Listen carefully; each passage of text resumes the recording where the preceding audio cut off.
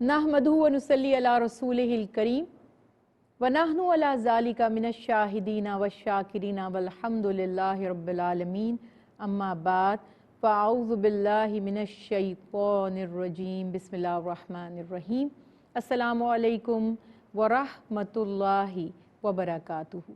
नाज़रीन, इतना प्यारा वस्फ़ है जिसकी आज हम बात करने जा रहे हैं। अल्लाह ताला हम सबको नसीब फरमाए और उसकी बरकत हमें अता फरमाए, और वो है तकवा व परहेज़गारी। तकवा क्या है? परहेज़गारी के लफ्ज़ से तो हम सब वाकिफ़ हैं। मैं थोड़ा आसान करके समझाने की कोशिश करती हूँ। हर लफ्ज़ के दो तरह के मफ़हूम और मायने होते हैं। एक वो जो लुग़त में बोले जाते हैं, जिसको हम कहते हैं इस्तिलाही मफ़हूम, डिक्शनरी मीनिंग्स, और एक मायने होते हैं इस्तिलाह में, यानी उस जगह के कल्चर, रसूम व रिवाज, मुआशरे या मज़हब के मुताबिक इस्तिलाही मफ़हूम, या जिसको हम रिलीजियस टर्मिनोलॉजी भी कहा करते हैं। तकवा को अगर आप लुग़त में देखें तो इसके मायने हैं बचना, एहतियात करना, कॉन्शियसनेस। और अगर दीन की इस्तिलाह में इसका मतलब देखें तो दीन इस्लाम में तकवा से मुराद है अल्लाह ताला की रज़ा की खातिर गुनाहों से और उन आमाल से परहेज़ करना जिन्हें अल्लाह उसके हबीब ने, शरीयत ने पसंद नहीं फरमाया। गुनाहों से अपने दामन को बचाना। नबी करीम सल्लल्लाहु अलैहि वसल्लम से जब पूछा गया कि तकवा क्या है, तो आप सल्लल्लाहु अलैहि वसल्लम ने फरमाया, तकवा ये है कि जो चीज़ तुम्हें शक में भी डाल दे, आया वो हराम है या हलाल। अल्लाह के हबीब फरमा रहे हैं, जो चीज़ तुम्हें शक में भी डाल दे, अल्लाह की रज़ा की खातिर उसे छोड़ दो, उसे तर्क कर दो। ये है तकवा। हज़रत काब अल-अहबार से जब तकवा की तारीफ़ पूछी गई रज़ी अल्लाह ताला अन्हो, तो फरमाते हैं कि खारदार झाड़ियों में से ऐसे गुज़रना कि अपने कपड़ों को, अपने दामन को समेटते बचते बचाते वहाँ से गुज़र जाएं कि कहीं मेरे कपड़े कांटों में ना उलझ जाएं। ये जो कॉन्शियसनेस है, एहतियात है, कि जब हम किसी ऐसी जगह से गुज़र रहे हैं जहाँ हमें डर है कि हमारे कपड़े अटक जाएंगे, कांटों में फंस जाएंगे, कोई फेंस लगी हुई है उसमें अटक जाएंगे, तो हम बड़ा केयरफुल होकर गुजरते हैं, अपने दामन को, अपने जिस्म को यूँ समेटते हुए गुजरते हैं। ये कॉन्शियसनेस है तकवा। और अल्लाह ताला ने जो अज़ीम किताब नाजिल फरमाई मोहम्मद मुस्तफ़ा सल्लल्लाहु अलैहि वसल्लम पर, कुरान पाक, अगर आप उसकी इब्तिदा देखें, सूरह बकरा के आगाज़ में अल्लाह ताला इरशाद फरमा रहा है, ये किताब जो सरचश्मा हिदायत है, जो रहमत है, जो शिफा है, जिसमें बरकत है, इससे फ़ायदा उठाने वाले लोग कौन होंगे? फरमाया, ज़ालिकल किताबु ला रैबा फ़ीह हुद्दल लिल मुत्तक़ीन। बेशक इसमें कुछ शक नहीं कि ये अल्लाह का कलाम है, सच्ची किताब है, और ये राह दिखाती है, ये हिदायत देती है उन लोगों को जो तकवा वाले हैं, जो मुत्तकीन हैं, जो कॉन्शियस हैं। एक काफिर ने एतराज़ किया कि अगर कुरान मुत्तकीन के लिए हिदायत है तो गुनाहगारों को कहाँ से हिदायत मिलेगी? इसका जवाब ये था कि जो एहतियात करता है, जो अल्लाह की नाराज़गी से डरता है, जो अल्लाह को राज़ी रखने की फ़िक्र करता है, तो वही अल्लाह के अहकामात को सुनता और मानता है। जब आपके दिल में एहतियात नहीं रहती, जब कोई खौफ नहीं रहता, जब किसी चीज़ को पाने की लालच नहीं रहती, तो फिर मोटिवेशन ख़त्म, अमल ख़त्म हो जाता है। देखिए, डॉक्टर आपको बताता है ना कि परहेज़ करना है। कोई मर्ज़ अगर पैदा हो जाए तो उसमें कई चीज़ों से परहेज़ करना होता है, वरना मर्ज़ शिद्दत इख्तियार कर सकता है।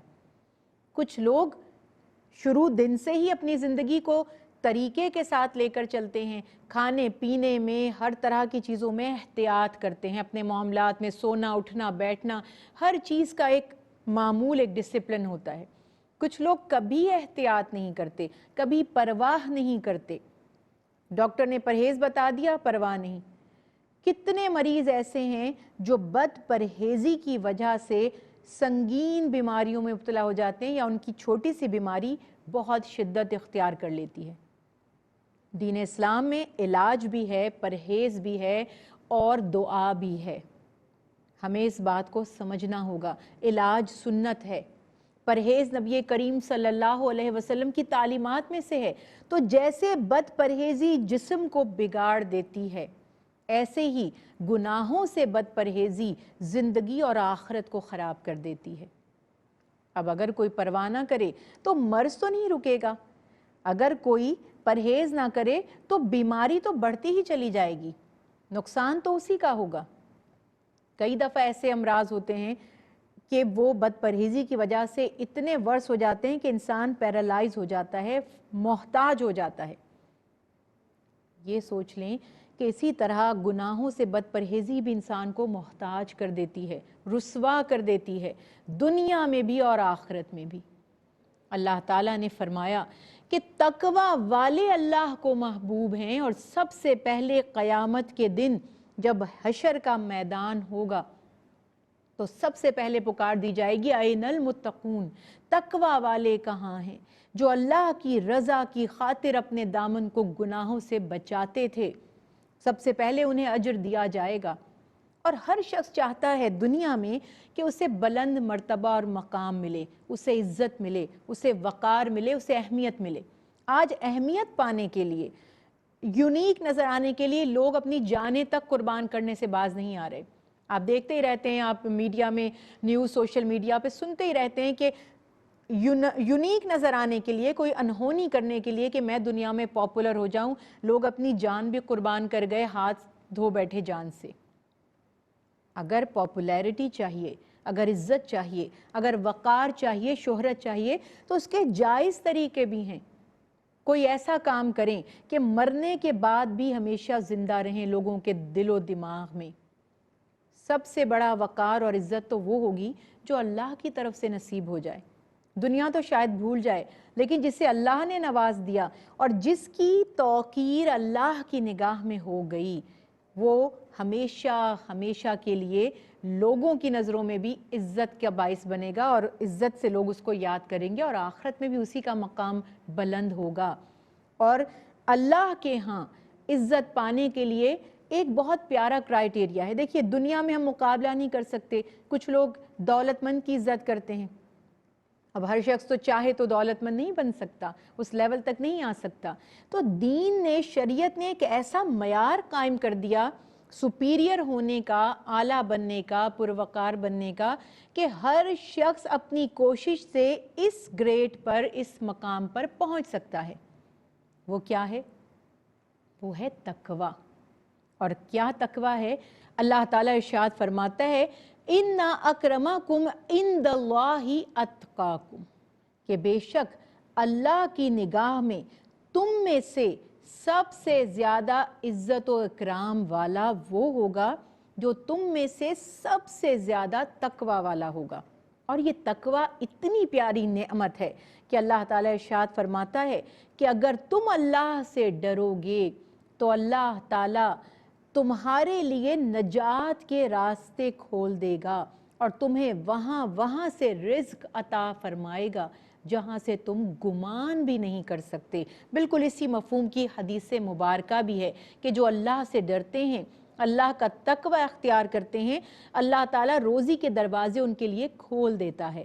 اور یاد رکھیے، جس کے چہرے پر ایک آنسو بھی تقوی کی وجہ سے گر گیا، اللہ کی یاد میں، اللہ کی ناراضگی کے ڈر سے، تقوی سے، تو اللہ کے حبیب حضرت محمد مصطفیٰ صلی اللہ علیہ وسلم فرماتے ہیں کہ اللہ تعالیٰ اس چہرے پر دوزخ کی آگ کو حرام فرما دے گا۔ اور یہ بھی فرمایا اللہ کے حبیب نے کہ سب سے زیادہ جنت میں لے جانے والا جو عمل ہے وہ تقوی ہے۔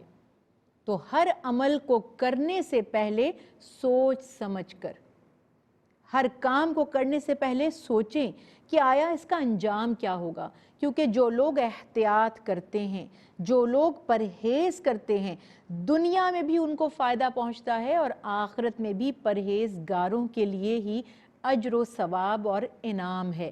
اور جو بے پرواہ لوگ ہوتے ہیں، نہ کھانے میں پرہیز، نہ پہننے میں، نہ حلال میں، نہ حرام میں، نہ گناہ کی فکر، نہ گناہ کی پرواہ، نہ ثواب کی کسی طرح کی لگن کے ثواب حاصل کریں، تو وہ دنیا میں بھی رسوا ہوتے ہیں، اور آخرت جو کبھی ختم نہیں ہوگی، جو دائمی اور ابدی زندگی ہے۔ ایک لمحے کے لیے تصور کیجئے کہ آج اگر تھوڑا سا دنیا میں بد احتیاطی کی، بد پرہیزی کی، تو ساری کی ساری آخرت پر اس کا اثر پڑے گا اور وہ ہمیشہ کے لیے خراب ہو جائے گی۔